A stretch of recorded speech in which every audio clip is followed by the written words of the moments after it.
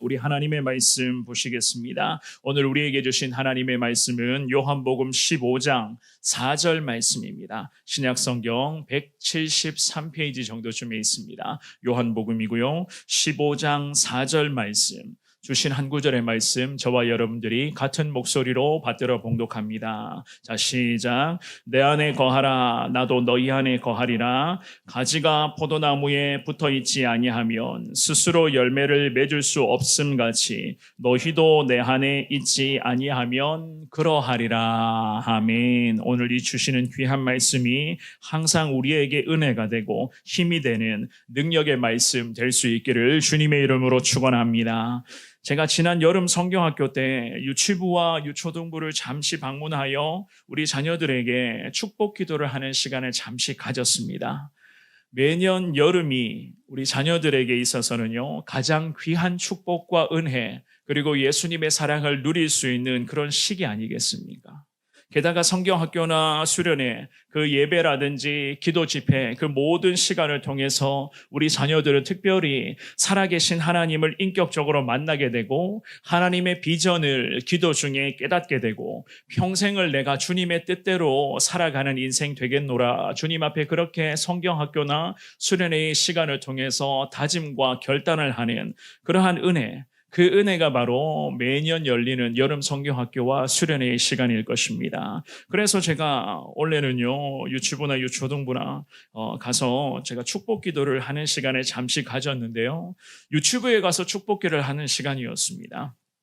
누구 집 아이인지 제가 이야기는 하지 않겠지만은요, 제가 가서 우리 아이들 한 사람 한 사람에게 안수하며 기도를 하려고 하는데 유독 그 아이를 위해서 기도를 하는데 자꾸 닭똥 같은 눈물을 뚝뚝 흘리고 있는 거예요. 목사가 와서 아이를 위해서 축복 기도를 하려고 하는데 특별히 울음소리를 내지 않고 그냥 눈물이 주룩주룩 오래 흐르는 겁니다. 그 모습을 보면서 제가 내가 너무 무섭게 보이나? 이런 생각을 하게 되었습니다. 아니면은 제 목소리가 좀 크잖아요. 그죠? 제 목소리가 커서 아이들이 깜짝 놀라서 저렇게 울고 있는 것인가. 이런 생각이 다 드는 거예요. 그래서 그 아이를 위해서 기도해 주려고 하는 그 짧은 찰나에 기도해야 되나? 아니면 이 아이는 그냥 넘어가야 되나? 이 생각이 그 짧은 찰나에 계속 제 머릿속을 왔다 갔다 했습니다. 그런데 아마도 아이의 아빠인지 그 아이의 고모인지는 잘 모르겠지만은 제가 정확하게 지금 기억이 안 납니다. 그런데 와서 그 아이를 살포시 안아주기 시작하니까 닭똥같이 흐르는 그 눈물이 뚝 그쳐지게 되고 이내 그 부모의 품 안에서 자녀가 평안을 되찾게 되는 그 모습을 제가 그 짧은 찰나에 발견을 했었습니다. 그 모습을 보면서 오늘 본문의 말씀을 준비하게 되는 데에 제가 감동을 얻게 되었는데요. 아이의 입장에서는 그래요. 무조건 부모 품에 딱 붙어 있어야지만이 세상에서 경험할 수 없는 가장 귀한 안정과 평안을 누릴 수 있다라고 하는 그 사실을 제가 그 모습을 보면서 다시 깨닫게 되었습니다. 아무리 목사님이 와서 기도를 해준다고 해도, 목사님이 자기를 위해서 축복하며 안수 기도를 해준다고 해도 부모보다는 못하겠죠. 그죠? 부모보다는 못하는 겁니다. 부모님 품에 안기고 있는 것보다 비교조차 되지 않을 것입니다. 아이는 항상 부모님 품에 안겨 있을 때, 오늘 말씀의 제목처럼 부모 품에 딱 들러붙어 있을 때에 가장 귀한 평안과 안정을 누릴 수 있게 되는 것 아니겠습니까? 이와 마찬가지라고 생각합니다. 우리도 아버지 되시는 하나님의 품에 완전히 안겨 있을 때만이 감히 세상에서 누릴 수 없는 가장 귀한 평안과 안정을 하나님의 품 안에서 우리도 누릴 수가 있는 거예요. 사실 하나님의 품 안에 거하는 것과 그리고 세상의 여러 가지 그런 화려한 것들을 누리고 살아가는 그 모습을 비교해보고 어느 쪽이 더 나은가 이런 질문을 해본다면 당연히 우리 하나님의 사람들은 하나님의 품에 거하는 거라고, 늘 하나님의 품 안에서 살아가기를 원한다. 우리는 늘 그렇게 대답하지 않습니까? 왜냐하면은 하나님과 세상의 것은 비교조차 되지 않는 것이기 때문에, 아니 비교해서는 안 되는 것들이기 때문에 우리 믿음의 백성들은 오늘도 하나님의 품 안에 거하기를 원하며 오늘도 주님과 함께 동행하는 삶을 살아가는 것이 내 인생의 최고 소망입니다. 우리는 늘 그러한 마음으로 기도하고 있잖아요. 그죠? 대단한 기사였던 무더위는 이제 서서히 물러가고 결실의 계절이라고 불리는 가을이 우리를 살며시 부르는 그러한 시기입니다. 새벽과 저녁은 이제 제법 선선한 바람이 계속 불어오는 것을 여러분들 다 느껴보셨을 거예요. 제가 그런 말씀을 종종 드렸잖아요. 시간이 참 빠르다. 시간이 참 빠르다는 말을 자주 드렸죠. 그죠? 오늘이 8월의 마지막 주일이고요. 그리고 이제 9월이 시작되는 이번 한 주간의 삶을 저와 여러분들이 또다시 보내셔야 됩니다. 우리 성원교회는 본격적으로 하반기 주님의 거룩한 비전을 품고 기도하며 순종의 길로 우리는 달려가게 될 것입니다. 오늘을 기점으로 2학기 셀 모임이 새롭게 시작이 되고 하반기의 양육훈련의 과정도 이번 주간부터 다시 시작을 하게 됩니다. 게다가 하반기에 그런 태신자 전도 축제, 새 가족을 전도하는 그 전도의 그런 귀한 비전을 품고 온 교회가 기도하며 주님 앞에 전도와 선교의 힘을 더 쓰게 된 그러한 하반기를 우리는 맞이하게 될 것입니다. 이 모든 것은 우리 모두의 아버지 되시는 하나님의 품 안에 딱 들러붙어 있을 때에 이러한 축복들을 누릴 수 있게 되는 것을 오늘 말씀으로 깨달으시고 주시는 이 귀한 말씀을 통하여서 아버지 하나님께만 더 들러붙어 있는 우리의 삶이 되기를 원합니다. 들러붙어 있는 것이 표현이 좀 그렇습니다만은 정말 제 마음은 그래요. 하나님께 딱 들러붙어 있고 싶은 이러한 마음이거든요. 이 주시는 귀한 말씀을 통해서 아버지 하나님께 붙어 있는 것이 내 인생의 최고 축복입니다. 이 축복을 날마다 누리게 하여 주옵소서. 이 마음으로 주신 말씀 앞에 오늘도 아멘하며 나아가시는 저와 여러분들 될 수 있기를 주님의 이름으로 축원합니다. 우리 하나님께서는 오늘 본문의 말씀을 통해서 우리들에게 세 가지의 진리를 가르쳐 주시는데요. 그 중에서 첫 번째입니다. 관계의 농도를 점검하라. 관계의 농도, 즉 끈적끈적한 관계인가를 살펴보라. 주님이 그렇게 말씀을 하십니다. 오늘 본문으로 정하여 읽었던 이 귀한 말씀은 저와 여러분들이 너무나 잘 알고 있는 포도나무 비유에 해당되는 그러한 말씀이죠. 그죠? 그 중에서도 오늘 본문의 4절은요. 이 포도나무 비유 말씀 중에서 가장 핵심 구절이다. 그렇게 이야기를 할 수가 있습니다. 하나님과 나와의 관계를 이 말씀에 주님이 잘 언급하시면서 특별히 오늘 말씀의 저자였던 사도 요한이 요구하고 있는 것은 우리에게 말씀의 제목처럼 무조건 주님께 붙어 있어야지만이 이 축복을 얻을 수가 있다. 성경은 그렇게 말씀을 합니다. 주님께 붙어 있어야 온전한 열매를 맺는 인생으로 살아갈 수가 있다는 거예요.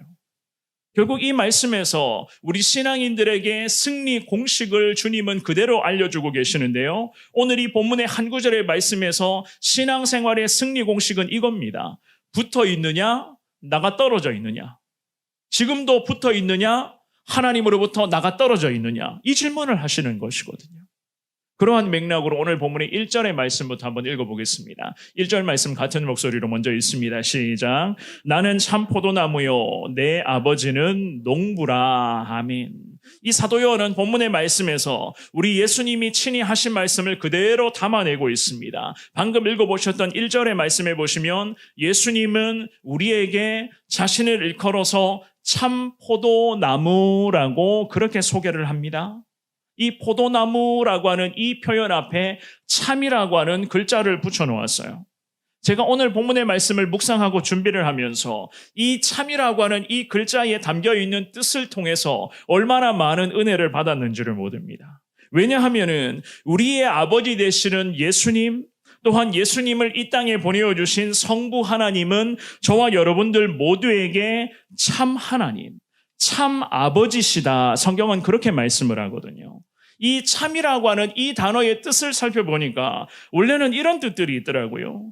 어느 실물에 참이라는 이 단어가 이런 식으로 붙어져 있으면 어떻게 해석을 하는가 하면은요. 매우 가치 있는 것이다. 이렇게 해석을 하더라고요. 그러니까 이 본문 말씀의 1절에 예수님 스스로가 자신을 향해서 참 포도나무요라고 그렇게 소개를 하잖아요. 참 포도나무라고 하는 이 소개의 해석을 보면은 신뢰할 만한 혹은 매우 가치 있는 포도나무라고 그렇게 해석을 할 수가 있습니다. 예수님 자신을 일컬어서 매우 가치 있는 분이라고 우리가 신뢰할 수 있을 만한 분이다. 우리 예수님이 자신을 그렇게 우리에게 소개를 합니다. 제가 이 말씀을 해석하고 묵상하면서 여기에 얼마나 많은 은혜를 받았는지를 몰라요. 우리가 보통은 이 포도나무 비유의 말씀을 묵상하거나 여기에 대한 설교 말씀을 듣게 되면은 보통은 이러한 말씀을 기반으로 이야기를 하잖아요. 포도나무의 열매나 포도나무의 그런 가지, 그리고 열매 맺는 그러한 여러 가지 그런 모습들과 과정들만 우리가 집중해서 말씀을 살펴보셨잖아요. 그런데 오늘 본문의 1절 말씀에 참 포도나무라고 말씀하신 이 구절, 즉 참이라고 하는 이 단어에 이렇게도 깊은 의미가 있었는지는 저도 그리고 여러분들도 잘 몰랐습니다. 그런데 우리 예수님께서는 자신을 포도나무라고 소개를 하면서 우리들에게 이렇게 소개를 하시죠. 정말 나는 너희가 신뢰할 만한 분이다. 너희가 믿고 의지할 만한 사람이다. 이렇게 주님이 이 마음으로 자신을 향해서 참 포도나무라고 그렇게 말씀을 하셨습니다. 세상에서 아무리 좋은 것들이 많이 있어도, 좋은 것들을 많이 우리가 누릴 수가 있다 할지라도, 세상 살기가 이전보다는 아무리 편해졌다고 이야기를 해도 과연 우리 모두의 아버지 되시는 예수님께 비할 것이 못 되는 거잖아요. 비교해서는 안 되는 거 아니겠습니까? 왜냐하면은 우리 예수님이 오늘 본문의 말씀을 통해서 직접 우리들에게 말씀하십니다. 오히려 예수님이 가치 있는 분이시고 우리 모두가 믿을 만한, 과연 신뢰할 만한 분이시라는 것을 예수님 스스로가 스스로의 이 말씀을 통해서 명확하게 우리들에게 소개를 합니다. 저와 여러분들은 이런 예수님을 우리 모두의 아버지로 믿고 오늘도 이 예수님을 따라 살아가기를 원하는 우리 하나님의 자녀들이에요. 그렇다면 사랑하는 여러분, 어떻습니까? 이러한 위대한 예수님을 내 아버지로 모시며 평생을 계속 주님과 함께 동행하는 삶을 우리 다 원하고 계시는 것, 누구나 다 그 사실을 원하며 기도하고 계시잖아요. 그죠? 이렇게도 좋으신 우리 예수님이 우리에게 이런 말씀까지 하시면서 아버지와 자녀와의 관계를 재정립할 것을 주님이 오늘 예배를 통해서 우리에게 촉구하고 계십니다. 관계의 농도를 점검해야 된다. 그 관계의 농도가 항상 1년 365일 내내 주님과의 관계의 농도는 끈적끈적해져야 되는 거예요. 뗄려야 뗄 수 없는 그러한 관계가 되어야 하는 것입니다. 그래서 오늘 본문에서 우리 예수님께서는 1절에서 나는 참 포도나무요 라고 그렇게 소개하시며 내 아버지는 농부이시다 라는 말씀을 하며 곧장 2절에 이런 말씀으로 권면하시거든요. 2절의 말씀 같은 목소리를 읽어봅니다. 시작. 무릇 내게 붙어 있어 열매를 맺지 아니하는 가지는 아버지께서 그것을 제거해 버리시고 무릇 열매를 맺는 가지는 더 열매를 맺게 하려 하여 그것을 깨끗하게 하시느니라. 아멘. 2절도 잘 보십시오. 어떻게 하라고 말씀하시죠? 무릇 내게 붙어 있어야 한다. 말씀 소도에 그렇게 언급을 하십니다. 왜 예수님이 우리들에게 붙어 있어야 된다 이 말씀을 하십니까? 왜 붙어 있어야 된다는 말씀을 하시죠? 원래 우리는 오늘 이 비유의 말씀을 기반으로 봤을 때 우리는 포도나무가 아니기 때문이에요. 우리가 포도나무 자체가 아니라는 이야기입니다. 무슨 말인가 하면 우리 스스로는 절대로 우리를 구원할 수도 없는, 우리를 생명에서 그 생명으로 건질 수 없는 그러한 능력이 없는 연약한 죄인인 것을 우리들에게 말씀을 하셨습니다. 그래서 우리 예수님께서는 자신에게 오히려 포도나무 되시는 주님에게 저와 여러분들을 향해서 딱 들러붙어 있어야 된다 이 명령을 하고 계신 거예요. 우리 예수님은 진정으로 하나님이 기뻐하실 열매를 맺을 수 있는 그런 포도나무와 같으신 그러한 주님이시잖아요. 이 비유의 말씀대로 이야기를 해보자면 예수님은 그분의 자녀들에게는 아버지 하나님께로 나아갈 수 있는 중보자 역할을 하시는 예수님이십니다. 좀 더 쉽게 말씀드리면 우리 스스로의 능력으로는 절대로 구원의 완성에 이를 수 없는 연약한 죄인들이지만 중보자 역할을 하시는 예수님께 저와 여러분들이 붙어 있기만 한다면 우리의 인생에도 은혜의 열매가 계속 임하게 되는 것이고, 게다가 이 2절 말씀의 하반절에 있는 것처럼 우리가 주님께 붙어 있기만 한다면 주님이 우리를 깨끗하게 해주신다. 저와 여러분들을 깨끗하게 만들어주신다고 성경은 그렇게 말씀을 하세요. 2절 말씀 잘 보십시오. 하반절에 이렇게 말씀하시죠. 무릇 열매를 맺는 가지는 더 열매를 맺게 하려 하여 그것을 어떻게 하신다고요? 깨끗하게 해주신다. 이 얼마나 귀한 말씀입니까? 우리가 예수님께 붙어 있기만 한다면 중보자 되시는 예수님을 통해서 거룩한 구원의 열매가 우리 가운데도 열릴 것이고, 게다가 열매가 한두 개 열리는 것에 그치는 것이 아니라 계속 더 많은 열매를 맺게 해주시려고 우리를 깨끗하게, 어제보다는 오늘이 더 깨끗하게, 오늘보다는 내일이 더 깨끗해질 수 있는 은혜를 우리에게 허락해 주신다고 말씀하십니다. 더 많은 열매를 맺기 위해서, 사랑하는 여러분, 더 많은 열매를 맺기 위해서는 죄인인 우리가 예수님께 붙어 있는 상태로만 가능하다는 거예요. 깨끗하게 하시느니라, 이 2절 하반절의 뜻이 무슨 뜻인가 하면은 가지를 쳐내자, 쭉정이를 쳐내다, 이런 뜻이거든요. 열매를 더 많이 맺을 수 있도록 우리를 주님이 자녀 삼아 주셔서 품어주신다는 겁니다. 하나님이 오늘도 우리를 안아주고 계신다는 이야기겠죠. 그렇다면 오늘 2부 예배에 나오신 사랑하는 여러분, 우리는 과연 어떻게 해야 되겠습니까? 이 말씀 앞에 순종하기를 원하는 우리는 어떻게 순종하셔야 돼요? 오늘 말씀의 제목처럼 주님께 딱 들러붙어 있으면 평생 귀한 구원의 열매를 누리며 살아갈 수 있음을 주신 말씀을 통해서 먼저 깨달을 수 있기를 주님의 이름으로 축원합니다. 게다가 주님의 십자가 보혈의 능력으로 우리 가운데 여전히 존재하는 죄악의 가지를 주님이 항상 정리하실 것이고, 필요 없는 정말 썩어져가는 것들을 주님이 다 가려내 주셔서 모든 것을 주님이 다 깨끗하게 만들어 주실 줄 믿습니다. 이러한 상태가 될 때에 우리 가운데 열매가 주렁주렁 맺히게 되고 더 많은 열매가 우리 가운데 계속 임하게 된다. 성경은 그렇게 말씀을 하는 거거든요. 그렇다면 질문해 보겠습니다. 주님의 온전한 자녀 된 것을 확신하십니까? 나는 주님의 자녀라는 이 믿음과 확신 갖고 계십니까? 아멘이십니까? 예수님을 믿음으로 구원받아 천국 백성 되었다는 이 믿음과 확신 갖고 계세요? 아멘이십니까?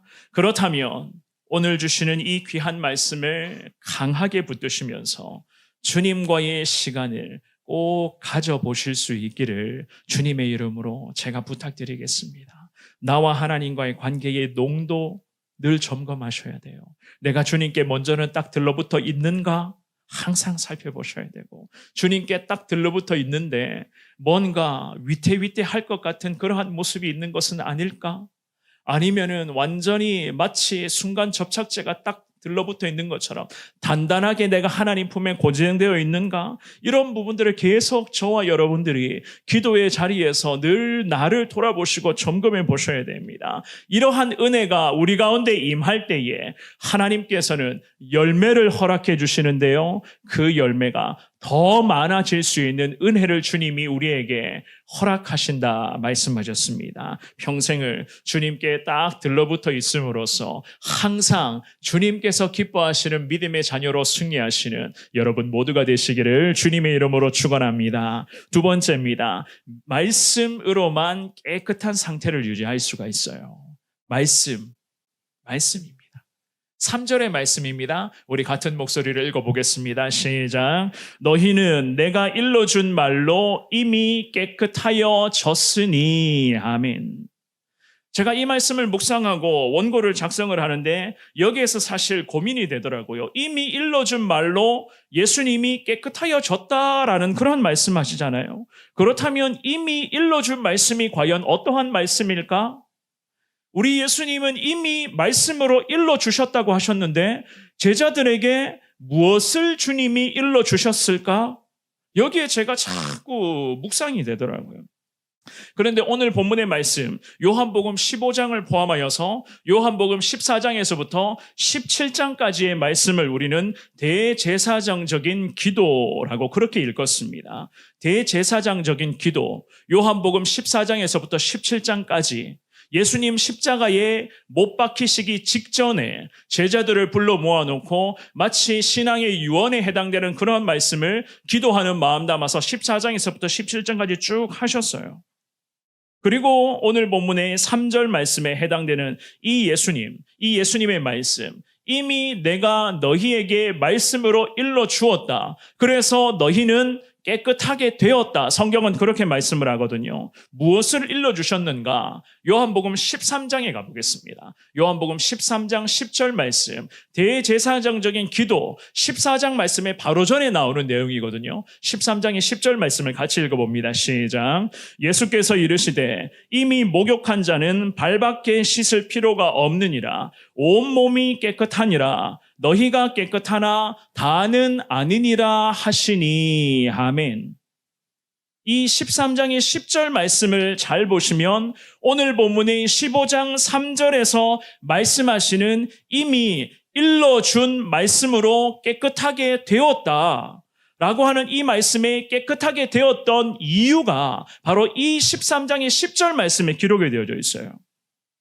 이 말씀을 무엇을 기반으로 하는가? 우리 예수님 제자들의 발을 씻겨주신 그 사건에서 예수님이 제자들에게 하신 말씀이잖아요. 그죠? 예수님이 제자들에게 세족식, 그 세족식을 통하여서 제자들의 발을 주님이 다 씻어주셨습니다. 그리스도의 구속 사역을 통해서 이제 제자들은 영적으로 깨끗한 상태가 되었다. 성경은 그렇게 말씀을 합니다. 그러면서 제자들에게 예수님 말씀을 하셨죠. 열매 맺을 수 있는 상태가 되었다. 이제는 온전한 예수님의 제자로 평생의 거룩한 구원의 열매, 복음의 열매를 맺을 수 있는 상태가 되었다. 오늘 본문의 이 요한복음 13장의 10절에서 예수님은 이미 제자들에게 이러한 말씀을 선포하셨습니다. 사랑하는 여러분, 여기서 우리는 예수님이 제자들의 발을 씻겨주시면서 하신 말씀을 주목하셔야 돼요. 물론 제자들의 발을 씻겨주시면서까지 제자들의 잠자는 신앙, 저들의 영적인 상태를 주님이 다시 깨워주셨잖아요. 예수님이 내 발을 씻겨주신다라고 하는 이 사건은 보통 사건이 아닙니다. 굉장히 중요한 의미가 있는 일이었어요. 그래서 예수님은 제자들에게 온몸이 발을 씻겨주시면서 온몸이 깨끗하여졌다. 이 말씀 10절에서 그렇게 선포하셨습니다. 결국 이 말씀 앞에 순종했던 제자들은 영적으로 정결하고 깨끗한 상태가 되었음을 믿고 확신합니다. 이 영적으로 깨끗한 상태, 제자들이 열매 맺는 상태가 되었다고 확신하는 결정적인 이유가 무엇이었습니까? 그것은 바로 예수님이 이 13장 10절에서 하신 이 말씀이 결정적인 이유였어요. 이제는 온몸이 깨끗하게 되었다. 이 깨끗하게 되었다고 말씀하신 이 예수님의 말씀이 결정적인 가장 큰 이유였습니다. 주님의 말씀 앞에 제자들이 아멘 하며 순종했기 때문에 그들은 영혼이 깨끗해진 상태가 이 말씀을 듣는 이 시점부터 이제는 이루어지게 되었던 것이었어요. 그래서 오늘 본문의 요한복음 15장에 와서 3절 말씀에 너희는 이미 내가 말씀으로 일러주었지 않느냐. 너희는 이미 깨끗하게 되었다. 주님은 그런 말씀을 하셨던 거거든요. 그렇다면 오늘날을 살아가고 있는 우리는 영적으로 깨끗한 상태를 우리 역시나 유지를 해야 되는데 이 영적으로 깨끗한 상태를 저와 여러분들이 유지하기 위해서는 어떻게 하셔야 됩니까? 우리는 어떻게 해야 돼요? 3절의 말씀을 다시 한번 읽어봅니다. 시작. 너희는 내가 일러준 말로 이미 깨끗하여졌으니. 아멘. 주님 말씀하시죠. 예수님이 일러주신 말씀으로 깨끗해질 수 있다. 우리도 깨끗해질 수 있다는 거예요. 무엇으로요? 말씀으로. 말씀으로 깨끗한 상태를 유지할 수가 있다. 그렇다면 또 한 가지 더 질문해 보겠습니다. 지금의 시대에 주님이 우리에게 일러주시는 이 말씀, 지금의 시대를 살아가고 있는 우리에게 주님이 어떠한 말씀을 일러주시겠습니까? 어떻게 말씀을 우리에게 가르쳐 주시겠습니까? 무엇으로 우리에게 하나님의 말씀을 가르쳐 주시겠습니까? 한번 대답해 보십시오. 우리에게 주님은 무엇으로 말씀을 일러주실까요? 아이고, 왜 이렇게 자신 없어 하세요? 입술에는 이미 답이 다 나온 것 같은데. 성경으로 가르쳐 주시는 거잖아요. 성경으로. 성경입니다. 성경이라는 것은 우리를 깨끗하게 해주시는 주님의 놀라운 은혜의 방편인 것을 믿을 수 있기를 주님의 이름으로 축원합니다. 헤르만 바빙크라고 하는 위대한 보수 성경 신학자가 이렇게 이야기를 한 적이 있어요. 사람의 말은 그 사람과 그 말의 시간적 장소의 거리에 따라서 효력이 좌우가 된다. 하지만 하나님의 말씀인 성경은 언제나 그 말씀이다. 언제나 그 말씀이다. 하나님은 언제나 그 말씀과 함께 하신다. 그분은 언제나 그분의 전지전능하신 능력을 가지고 말씀과 함께 일하신다.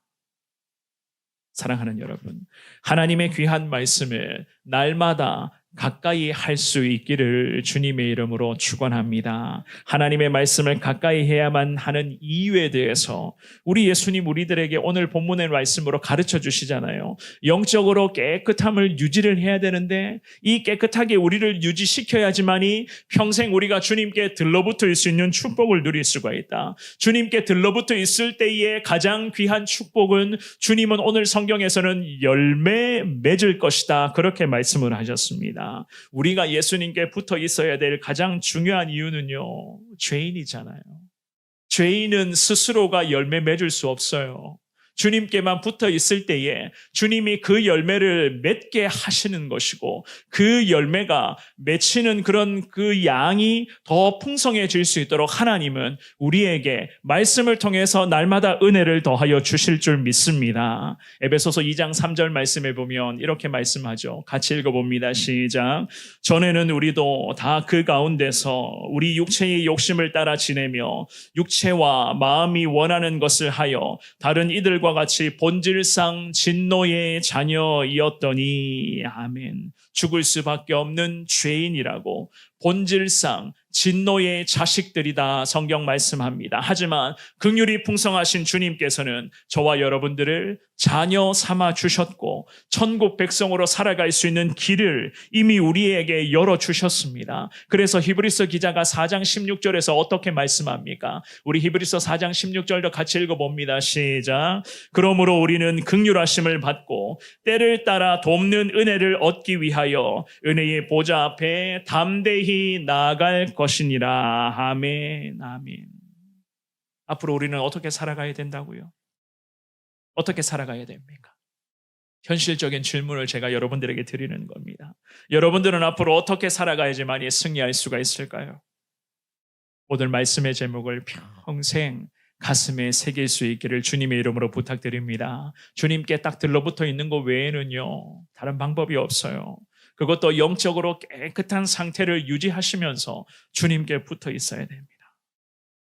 그래서 오늘 본문의 7절 말씀에 보시면은요, 우리 예수님이 이런 말씀을 하시거든요. 우리 7절 말씀 같이 읽어봅니다. 시작. 너희가 내 안에 거하고 내 말이 너희 안에 거하면 무엇이든지 원하는 대로 구하라. 그리하면 이루리라. 아멘. 너무나 귀한 말씀이죠. 주님은 우리에게 분명한 현실적인 순종을 이 말씀으로 제시해 주셨어요. 7절 말씀에 보시면은 중반부에 내 말이 너희 안에 거하면 무엇이든지 원하는 대로 구하라. 그리하면 어떻게 하신다고요? 이루실 것이다. 응답하실 것이다. 축복과 은혜를 더하여 주실 것이라고 그렇게 말씀하십니다. 어떻게 했을 때? 내 말씀, 내 말이 내 안에, 즉 우리 안에, 여러분들 안에 주님의 말씀이 거할 때에 원하는 대로 기도하라는 거예요. 그렇게 될 때에 이루어 주실 것이다. 주님의 말씀을 가까이 하며 말씀 묵상을 해야 되는, 즉 순종해야 되는 현실의 이유를 주님이 분명하게 가르쳐 주셨습니다. 말씀 묵상, 하나님 앞에 집중하는 이 모든 삶을 통해서 주님 꾸준히 주신 말씀으로 기도하라는 거예요. 그럴 때에 우리의 기도의 제목에 하나님 놀라운 은혜의 응답을 이루어 주실 것이라고 성경 말씀하십니다. 주님의 말씀을 붙들고 기도하실 때에 하나님 기도 응답의 축복을 허락해 주심을 확신합니다. 확신하시면서 주님의 말씀이 항상 내 안에 살아있도록 꾸준히 말씀 묵상 꼭 하셔야 돼요. 항상 말씀 묵상하셔야 됩니다. 그래야지 평생 주님께 딱 들러붙을 수가 있습니다. 이러한 은혜가 우리 성원교회 모든 성도님들 가운데 늘 넘쳐날 수 있기를 축원합니다. 마지막입니다. 항상 깨어 있으라고 주님이 가르쳐 주십니다. 항상 깨어 있어야 된다. 4절 말씀입니다. 오늘 본문으로 정하여졌던 4절을 한 번 더 읽어보겠습니다. 시작. 내 안에 거하라. 나도 너희 안에 거하리라. 가지가 포도나무에 붙어있지 아니하면 스스로 열매를 맺을 수 없음같이 너희도 내 안에 있지 아니하면 그러하리라. 아멘. 주님께서는 본문에서 주님 안에 거하라는 이 말씀을 반복하셨거든요. 이 거하라라고 하는 이 말씀은 머물라라는 뜻으로 보통은 해석을 합니다. 머물러야 된다. 이미 있는 자리에 계속 머물러 있어야 한다는 그러한 뜻으로서 보통을 해석을 해요. 이미 있는 자리, 이미 우리가 지금 머물고 있는 자리는 어떤 자리예요? 예수님의 품 안에 우리가 지금 머물고 있잖아요. 계속 예수님의 품 안에서 머물러 있어야 된다. 그래서 성경 오늘 본문 4절 말씀의 상반절에 거하여야 된다. 그렇게 말씀을 하시거든요. 예수님의 품 안에 머물러 있어야 된다는 이 말씀을 5절에 보시면 다시 이렇게 주님은 말씀을 하세요. 5절도 같이 읽어보겠습니다. 시작. 나는 포도나무요 너희는 가지라. 그가 내 안에 내가 그 안에 거하면 사람이 열매를 많이 맺나니 나를 떠나서는 너희가 아무것도 할 수 없음이라. 아멘. 5절 하반절의 말씀에 나를 떠나서는 너희가 아무것도 할 수 없기 때문에 예수님 품 안에 계속 머물러 있어야 된다는 거예요. 예수님 떠나서는 성경 말씀하죠. 아무것도 할 수 없다. 예수님을 떠나서는 아무런 열매 기대해서는 안 된다는 말씀이거든요. 그렇다면 사랑하는 여러분, 이런 질문도 한번 드려보겠습니다.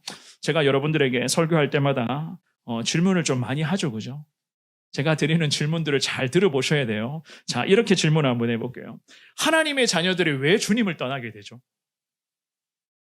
하나님의 자녀들이 왜 주님을 떠나게 됩니까? 우리는 주님의 품 안에서 거하는 것을 가장 귀한 축복으로 여기는 하나님의 사람들입니다. 그런데 하나님의 자녀들이 왜 자꾸 주님을 떠나게 되는 이러한 불상사가 나타나죠? 예전에는 신앙생활 잘했는데 지금은 신앙이 뚝 멈춰져 있는 주변의 사람들이 참 많이 있잖아요.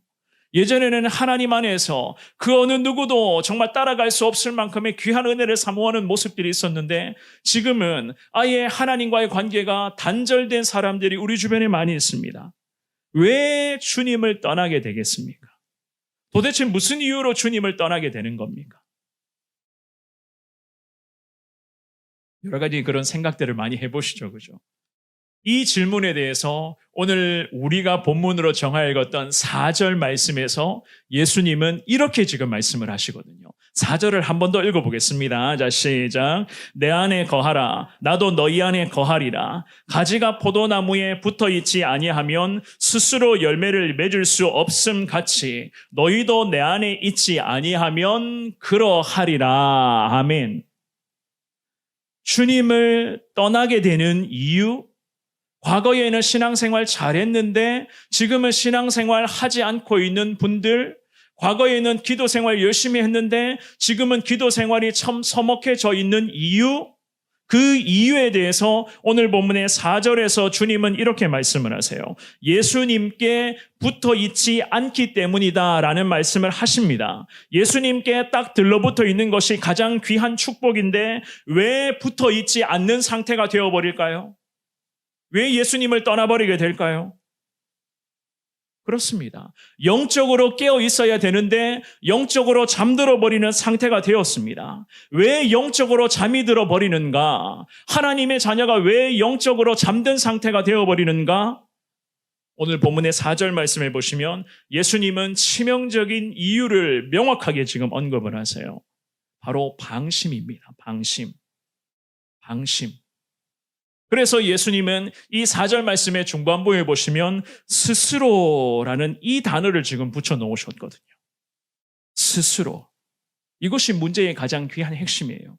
이것 때문에 결국에는 하나님의 자녀들이 주님을 떠나게 되는 불상사가 생겨난다는 겁니다. 이미 예수님의 자녀가 되었고 주님께 딱 들러붙어 있다는 믿음과 확신은 가지고 있습니다. 천국 백성 되었다. 나는 천국 간다. 나는 하나님의 자녀들이고 주님을 믿는 사람이다. 라는 이 믿음 다 가지고 있어요. 그런데 우리를 위협하는 치명적인 요소가 바로 오늘 본문의 4절 말씀에 예수님이 말씀하셨죠. 스스로에 의한 영적인 방심 때문에 결국 주님께 붙어 있지를 못하게 되는 상태가 된다. 사랑하는 여러분, 하나님께 붙어 있는 사람들이 왜 방심합니까? 왜 우리에게 방심이라는 빈틈이 발생되는 이유, 왜 그렇습니까? 보통은 우리가 이런 생각할 때가 있죠, 그죠? 스스로입니다, 스스로. 이 정도면 신앙생활 잘하고 있지. 주일 예배 한 번도 안 빠지는데 이 정도면 신앙생활 잘하고 있지. 그냥 예배 잘 참석하고 교회에 잘 참석하면 신앙생활 잘하고 있는 것 아닌가? 내가 교회에서 지금까지 했던 봉사가 얼만데, 내가 얼마나 많은 일을 했는데, 내가 평생을 지금도 신앙생활하고 있는데 결국 여기에서부터 균열이 발생되는 거거든요. 여기에서부터 스스로에게 스스로가 판단을 내립니다. 스스로 할 수 있어. 이 정도면 괜찮아. 나 이 정도면 신앙생활 잘하고 있어. 신앙의 경험과 신앙의 연수가 쌓이면 마치 스스로 하나님이 된 것처럼 스스로의 신앙을 향해서 결정합니다. 결국 여기에서부터 문제가 발생되는 거예요. 그래서 이 문제가 커지게 되면 하나님을 잘 믿었던 하나님의 사람들이 하나님의 품을 떠나게 됩니다. 스스로 할 수 있어. 하나님 없이 스스로 살아갈 수 있어. 이런 생각을 하게 된다는 거예요. 지난 주일에 그런 말씀을 드렸죠. 고린도전서 10장 12절 말씀 한 번 더 읽어볼까요? 지난주에 본문 말씀 생각나세요? 생각나십니까? 같이 한번 읽어보겠습니다. 시작. 그런즉 선줄로 생각하는 자는 넘어질까 조심하라. 아멘. 우리 성원교회 성도님들은 항상 영적으로 깨어있는 하나님 앞에 늘 기도하는 믿음의 사람들 될 수 있기를 주님의 이름으로 축원합니다. 영적으로 깨어있을 때만이 주님께 붙어있는 이 은혜를 누릴 수가 있습니다. 영적인 잠에 빠지게 된다면 주님이 여지없이 우리에게 이렇게 말씀을 하십니다. 오늘 본문으로 가서 요한복음 15장 6절 말씀 한번 볼까요? 주님이 이런 경고의 말씀도 하시거든요. 같이 읽어봅니다. 시작. 사람이 내 안에 거하지 아니하면 가지처럼 밖에 버려져 마르나니 사람들이 그것을 모아다가 불에 던져 사르느니라. 아멘. 경고의 말씀도 덧붙이시잖아요. 영적으로 깨어있지 못하는 것, 주님께 붙어있지 못하고 나가 떨어지게 된다면 우리들에게 주님 6절 말씀으로 영적 사망 선고를 하실 수도 있어요. 예수님께 붙어 있어야 된다는 이 말씀은 궁극적으로는 이 질문입니다. 사느냐 죽느냐의 질문이거든요. 주님께만 딱 들러붙어 있어서 필사적으로 하나님만을 의지하시는 데에 부족함이 없는 여러분들의 복된 삶이 될 수 있기를 주님의 이름으로 축원합니다. 말씀 정리하겠습니다. 제가 설교 서두에서 지난 성경학교 때 아이들의 그런 축복 기도의 그 은혜의 자리에서 오늘 본문의 말씀의 힌트를 얻어서 지금까지 한 달 정도를 쭉 묵상하면서 여러분들에게 이 말씀을 지금 나누었거든요. 그때 또 이런 일이 있었어요. 유튜브에서 기도를 하고 점심 식사를 하는데요. 어느 아이가 자꾸만 저를 뒤로 힐끔힐끔 쳐다보며 저를 보고 자꾸 웃는 거예요. 한번 쓱 쳐다보고 웃고 나서 밥 한 숟가락 먹고 또 뒤로 한번 쓱 쳐다보고 나서 또 밥 한 숟가락을 먹고 이 모습을 자꾸만 반복하는 겁니다. 제가 그 모습을 보면서 우리를 향하신 하나님의 아버지 마음도 이러시지 않을까. 그 아이가 어디에서 부딪혔는지를 모르겠는데 한쪽 눈에 그때 시퍼렇게 멍이 들어 있었거든요. 그 멍든 눈으로 자꾸 저를 밥 한 숟가락을 먹고 뒤로 쳐다보고 또 밥 한 숟가락을 얻어먹고 또 뒤로 쳐다보는데 그 눈웃음이 멍든 눈으로 하는 그 눈웃음이 얼마나 제가 인상이 깊었는지요. 우리도 마찬가지라고 생각을 합니다. 하나님 보시기에 저와 여러분들이 얼마나 아둥바둥 이 땅에서 믿음 지키려고 열심으로 땀 흘리며 살아가고 있습니까? 때로는 현실의 장벽 앞에 참 한숨 쉬며 허우적거릴 때도 있고 때로는 여러 가지 그런 인생의 문제 앞에서 참 시리에 빠지고 낙심하게 되는 그러한 안타까움의 모습도 있고 크고 작은 현실의 문제 때문에 마음에 멍이 든 상태도 있을 것이고 가끔은 일어날 힘조차 없으며 때를 쓰며 투정 부리며 하나님을 향해서 원망과 불평을 늘어놓았을 때도 얼마나 많이 있었습니까? 하지만 우리 하나님께서는 우리를 기뻐하시며 우리가 주님께 들러붙어 있을 수 있는 은혜를 계속 우리들에게 허락해 주시는 하나님 아니시겠습니까? 우리 예수님은 우리에게 참 포도나무 되시는 분이시라고 믿을 만한 가치가 있다. 너희들이 믿어도 된다. 너희들이 나 신뢰해도 된다. 주님 스스로가 주님을 소개하면서 오늘 본문 말씀에서 우리들에게 참 포도나무라고 그렇게 말씀하신 건 아니겠습니까? 오늘 주시는 이 귀한 말씀을 늘 가까이 하시면서 영적으로 깨어 기도하는 삶에 좀 더 집중하시기를 바랍니다. 오늘부터 하반기의 사역이 시작이 되고 내일부터 평일에는 오전 11시와 오후 4시에 함께 우리 권사님들과 기도하시는 분들이 교회에서 계속 주님 부르며 기도할 겁니다. 제가 권사님들에게 기도하라고 기도 제목을 100가지를 만들었어요. 이번 여름에 기도 제목 100가지를 만들어서 그 두꺼운 기도 제목을 권사님한테 드릴 겁니다. 그 보고 1번부터 100번까지 기도 제목 쭉 읽어가면은요, 적어도 1시간 30분, 2시간은 기도하게 되어 있습니다.